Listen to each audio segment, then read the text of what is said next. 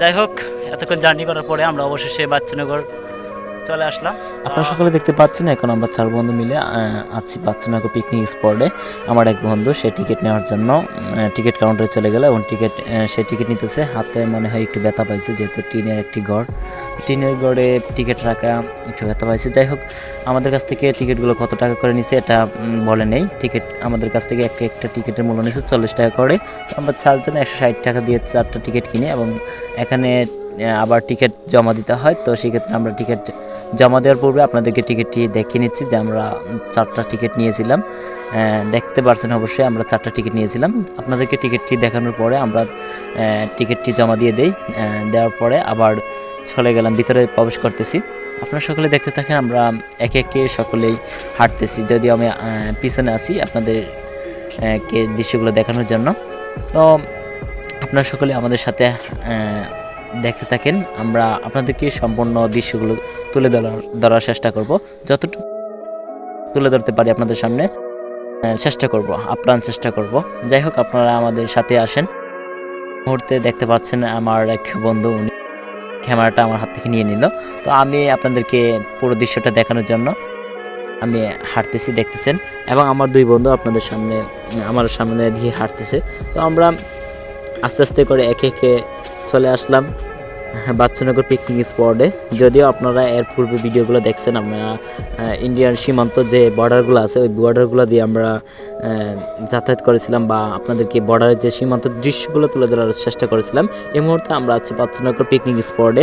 বাচ্চানগর picnic spot হচ্ছে সুনামগঞ্জের অন্যতম আরেকটি দর্শনীয় স্থান। আপনারা সকলে জানেন সুনামগঞ্জের আরেকটি দর্শনীয় স্থান হচ্ছে, অন্যতম দর্শনীয় স্থান হচ্ছে বাচ্চানগর পিকনিক স্পট।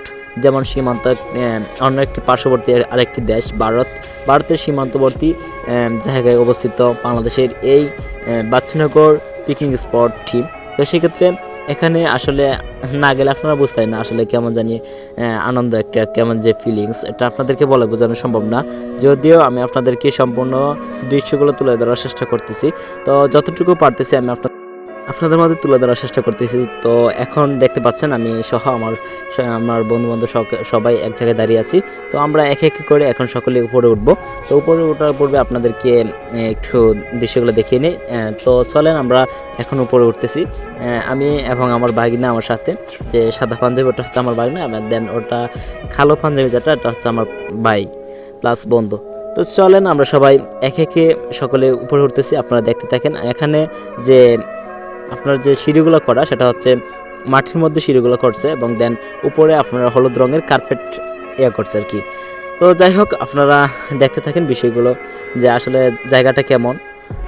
দেখতে গেলে জায়গাটা অনেক সুন্দর। আপনারা যদি না যান বা না আসেন এখানে বুঝতে পারেন না যে জায়গাটা কতটুকু সুন্দর। আমরা সকলেই তাদের সাথে, যারা এখানে আছেন অনেক দর্শক আছে, তারা ঈদের আনন্দ ভাগাভাগি করার জন্য চলে আসছে। আমরাও তাদের সাথে ঈদের আনন্দ ভাগাভাগি করার জন্য চলে আসলাম। তো সেক্ষেত্রে দেখতে পাচ্ছেন আমরা অনেকটা উপরে চলে আসলাম। এখন আপনাদেরকে দেখাচ্ছে আসলে আমরা কতটুকু উপরে উঠলাম। তো দেখতে থাকেন, অনেকটাই উপরে চলে আসলাম ইতিমধ্যে আমরা। দেন আপনাদেরকে চতুর্দিকে দেখানোর চেষ্টা করতেছি। হ্যাঁ, এখন আবার আমি একেবারে উপরে ওঠার চেষ্টা করতেছি। তো এই যে সিঁড়িটা দেখতেছেন এটা আবার পাকা করা, বুঝছেন, মানে এটা আবার পাকা করা, দেন এটার উপরে কালার করা আছে। দেন আমরা সকলে আবার একেবারে উপরে ওঠার চেষ্টা করতেছি। অবশেষে আমরা সবাই উপরে উঠে আসলাম। যাই হোক, যতটুকু দেখাতে পাচ্ছি আপনাদেরকে দেখাইলাম। আমাদের ভিডিওগুলো যদি ভালো লাগে আপনারা লাইক, কমেন্ট, শেয়ার করে আমাদের পাশে থাকবেন এবং আমাদেরকে নতুন নতুন ভিডিও করার জন্য উৎসাহিত করবেন। ধন্যবাদ সবাইকে। আসসালামু আলাইকুম।